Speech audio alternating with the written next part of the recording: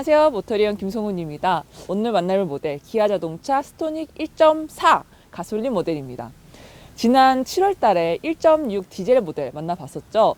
그때 심플한 외관 디자인 그리고 좀 경쾌한 주행 감각이 굉장히 새로웠고 좀 신선했었는데, 오늘 만나볼 모델에는 그 바디에 1.4 엔진이 얹혀진 모델입니다. 심지어 가격도 고맙습니다. 그렇기 때문에 저도 만약에 지금 제 차가 없었더라면 심각하게 한번 고민해 봤을 만한 차인데요. 그래서 더 가깝게 느껴지는 모델인 것 같습니다. 그래서 제가 3일 동안 타봤습니다. 이 차가 가격이 착한 만큼 좀 부족한 면은 없는지, 좀 감수해야 되는 부분은 없는지, 그리고 가격이 착한데도 불구하고 정말 좋은 부분은 어떤 부분인지, 또 경쟁 모델들, 특히 티볼리 가솔린, 또 트렉스 가솔린이랑 어떤 차이가 있는지도 살펴보도록 하겠습니다. 이번 1.4 가솔린 모델에는 투톤 컬러가 적용이 됐는데요. 이 투톤 컬러는 5가지 종류 중에서 고를 수가 있습니다. 그리고 지난 1.6 디젤 모델에서는 원톤만 출시가 됐어서 좀 심플한 이미지가 더 강했다면, 이번에는 좀 생기발랄한 그런 이미지도 더해진 것 같습니다. 근데 제가 사실 편집자님보다 더 많이 타보긴 했지만 그래도 오늘 스토닉에 대해서 더 자세하게 알려주실 박기돈 편집자님 오셨습니다. 안녕하세요, 박기돈입니다. 안녕하세요. 아닐걸? 나도 3일 탔는데. 아, 그래요? 아닌가? 자, 지난번에 이제 그 디젤을 타고 네. 가솔린입니다. 네네. 가솔린이 출시된 이유가 뭘까요? 가격. 그렇죠. 아니면 타 경쟁 모델들과 좀 더 제대로 붙을 수 있지 않을까요? 그럴 수도 있죠. 사실 제일 중요한 건 이제 가격이죠. 아무래도 이제 디젤 엔진이 네. 보통 평균적으로 한 200만 원 정도 더 비싸다 이렇게 이해를 하거든요. 그러다 보니까 사실 이게 3천만 원짜리 차에 200만 원 하고 2천만 원짜리 차에 200만 원은 느낌이 달라지잖아요. 느낌 확 그러다 다르죠. 보니까 그래서 지금 어쨌거나 동급 경쟁 모델들 중에서 가장 낮은 트림에서 가장 낮은 가격에서부터 시작한다라는 걸 이제 내세우면서 가격 경쟁력을 앞세워서 이제 가솔린이 출시가 됐고요. 그리고 이제 또 반가운 거, 가솔린이 출시되면서 투톤 컬러가 적용됐다는 거. 네. 그래서 디젤 모델까지도 적용이 된다고 해요. 그럼요. 이제. 맞아요. 사실 지난번에 이게 스토닉이 국내에 출시되기 전에 네. 글로벌에서 먼저 사진이 공개가 됐었어요. 그때 이 투톤 컬러가 나와가지고 네네. 와 이쁘다 그랬는데 국내에서 정작 안 나와가지고 많이 아쉬웠었는데, 이제 이번에 가솔린 때 이때 이제 한번 좀 약간 챙겨가지고 나왔네요. 제대로. 챙겨가지고 나왔다기보다는 이때 한번 임팩트를 주려고 애껴놨던 거지. 그래, 애껴놨다가 그냥 가솔린만 나오면 심심하잖아. 그러니까 투톤까지 같이 나와서 네네. 다시 한 번 더 관심을 끌겠다라는 그런 전략이라고 보이고요. 특별히 그때 마음에 들어 하셨던 투톤이 있었던 것 같은데. 네, 맞아요. 이게 저번에 이제 글로벌에서 처음 공개된 사진이 네. 실버 컬러의 오렌지 루프. 그게 저는 굉장히 마음에 들었어요. 그래서 특별히 되게 좋아하던 그 컬러였는데 그 색깔 정말 예뻤는데 네. 문제는 뭐냐면 국내에 그게 없어. 국내에 그 컬러가 없어. 그래서 아니 이게 왜 없냐? 그럴 수가. 가가지고 막 사진들 야 이거 내놔 네. 그랬더니만 네. 이제 그 기본적으로 국내 이 바디 컬러가 그레이 컬러가 없어요. 기본적으로 국내에 그레이 컬러가 없다 보니까 네. 그레이에 오렌지 루프가 없는 거죠. 근데 이제 확인을 해보니까 국내에서 밀고 있는 거는 화이트 컬러의 그 오렌지 루프, 빨간색 루프를 밀고 있는데, 네.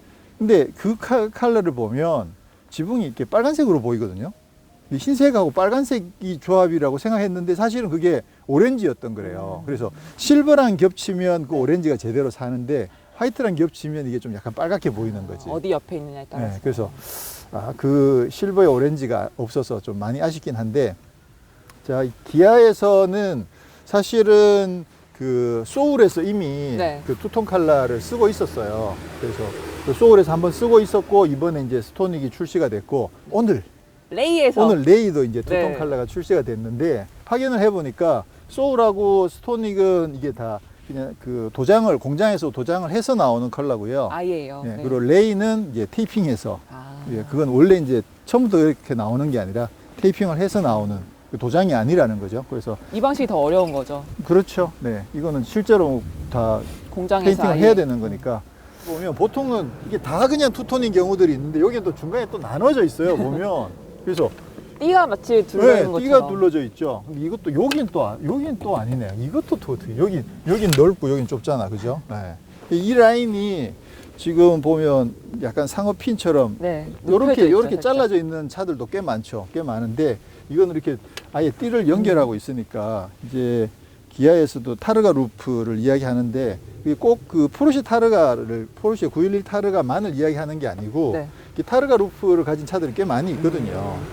그리고 이거는 이제 그래서 예전에 골프 같은 차들도 보면 까브리올레에도 이렇게 루프 바가 있었던 적도 있고 그래서 약간 그 바의 느낌을 많이 살린 건데 이렇게 중간에 띠로 이렇게 해놓으니까 예쁘긴 되게 예쁜 것 같아요. 맞아요. 저는 그냥 완전 다 그 같은 색인 것보다는 띠가 있는 게 훨씬 더 예쁜 것 같아. 저는 솔직히 개인적으로는 음. 원톤이 저는 더 예뻐요. 아, 저는 정말 개인적인 취향으로는 진짜? 정말 믿기지 진짜? 않은 눈빛으로 쳐다보시는데 아니 그러니까 이게 취향이 이게 참 아 진짜 막 이렇게 그나마 쳐다보셨어요. 우리가 그 소형 SUV들 중에서 스톤릭 디자인이 제일 마음에 든다는 네. 거는 그나마 통일이 맞아요. 됐었는데 칼라는 역시나 아니는군요. 네. 그러면 이 투톤 칼라 이게 적용하려면 얼마예요? 38만 원 추가. 성훈 씨 38만 굳었네. 그럼요.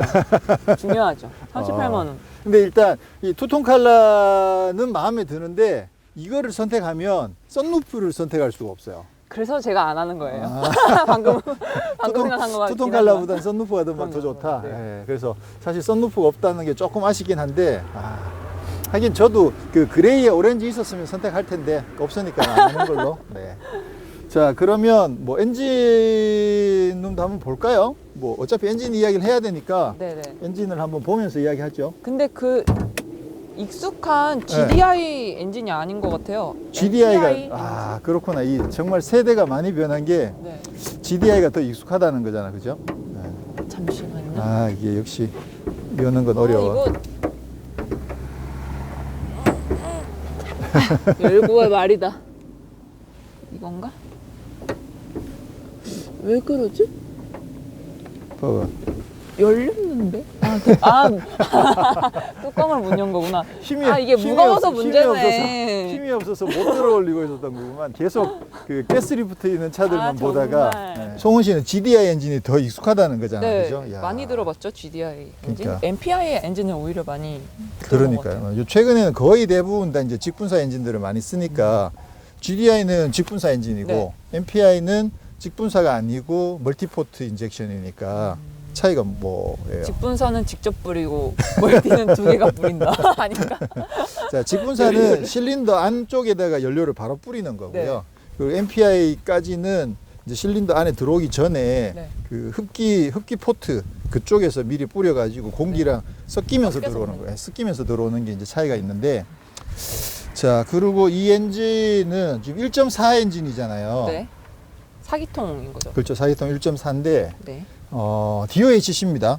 이제 그 DOHC인 건 맞고 MPI인 거죠. SOHC는 아닌 거죠. 그래서 SOH. 어, 그 그러니까 더블은 아니고 싱글이라고요? 싱글이 아니고 더블이라고. 싱글이 아니고 그래서 DOHC이면서 MPI인 거죠. 그래서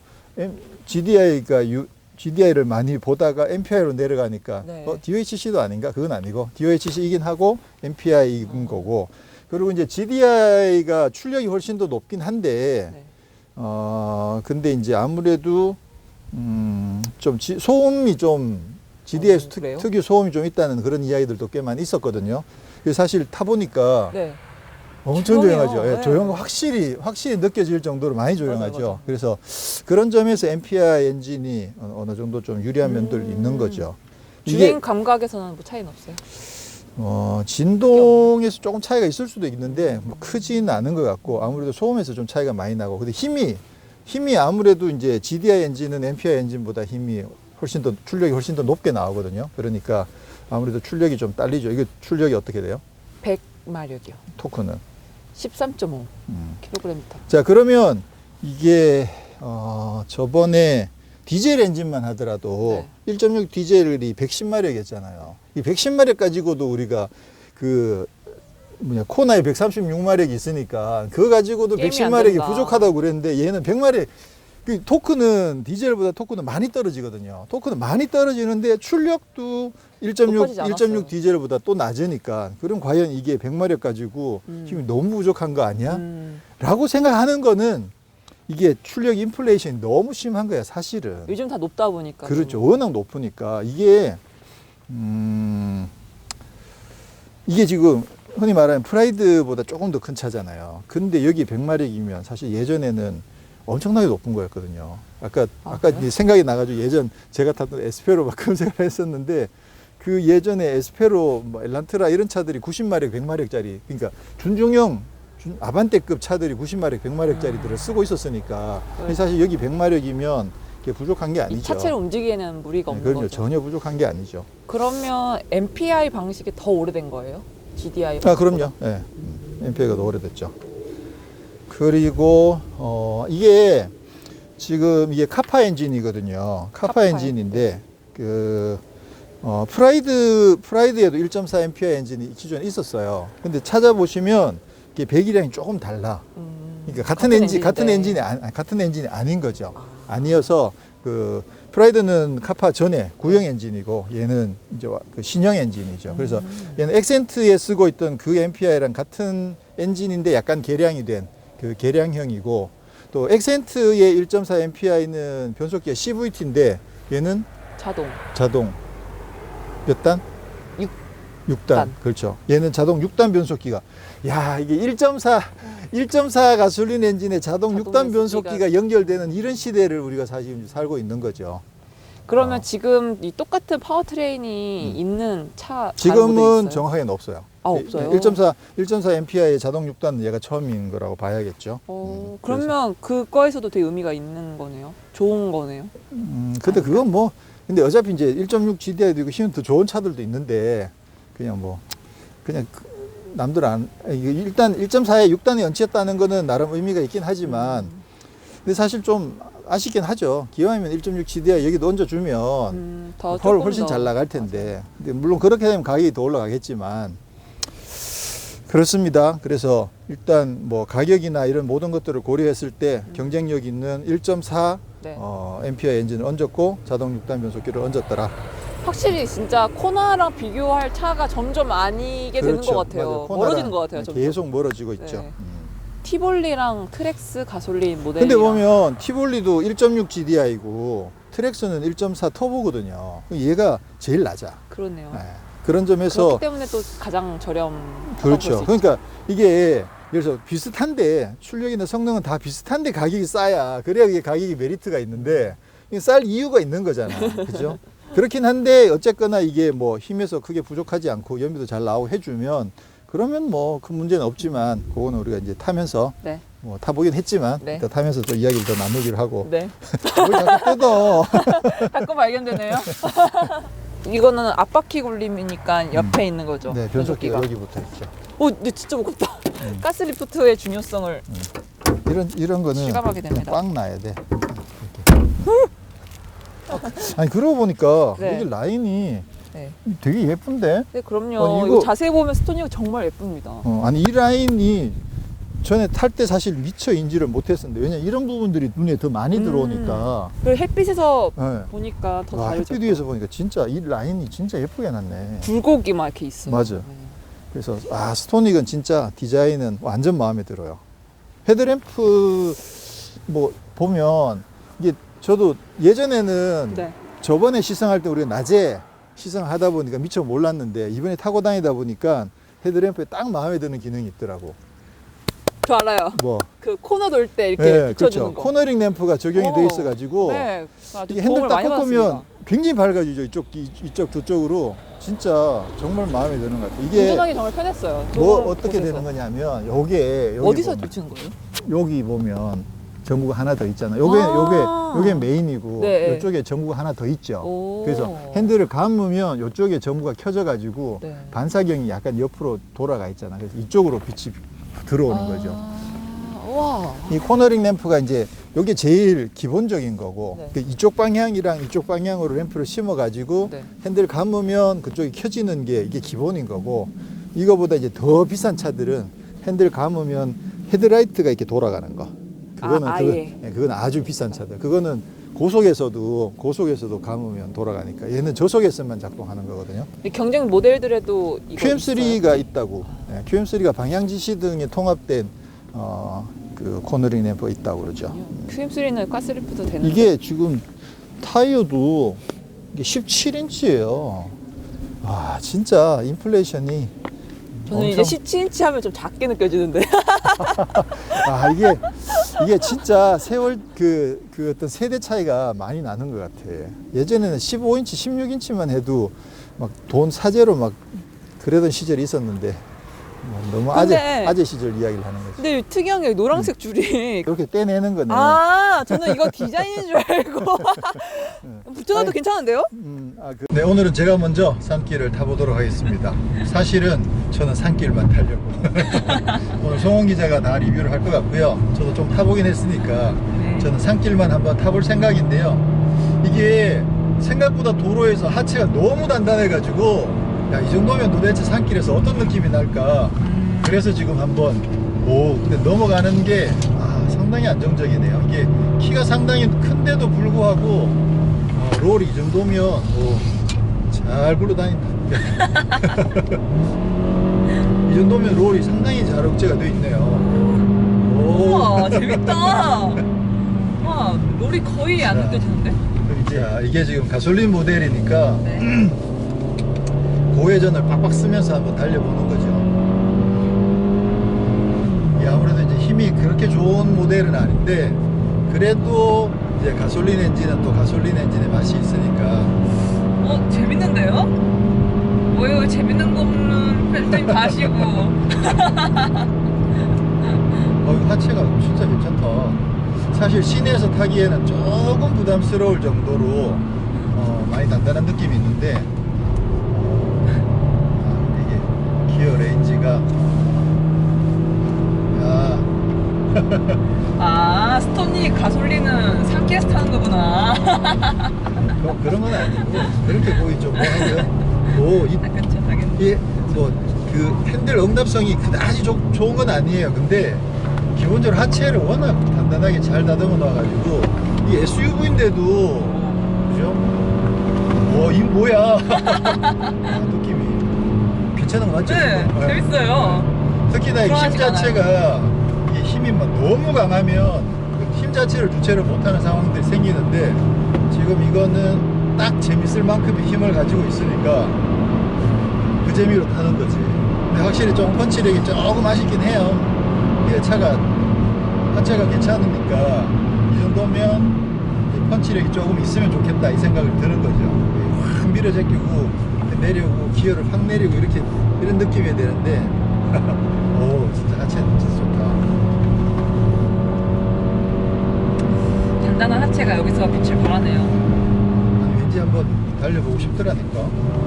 근데 힘이 뭐 그다지 좋지는 않아서 그래도 회전수를 계속 높게 쓸 수 있으니까 이게 근데 사실은 엑셀을 끝까지 밟아도 이게 재밌거든요. 위험하진 한 상황까지는 아니고 그러다 보니까 그냥 계속 엑셀 끝까지 밟으면서 타는 것도 나쁘진 않아요.